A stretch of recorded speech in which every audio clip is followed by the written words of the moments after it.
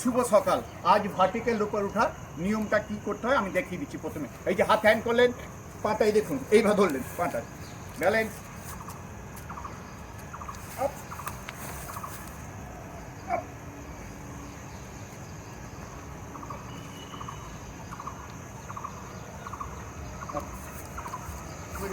নামার নিয়ম, নামার নিয়ম।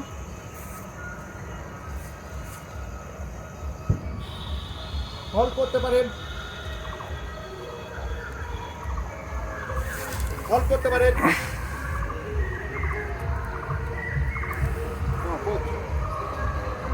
কমান্ডো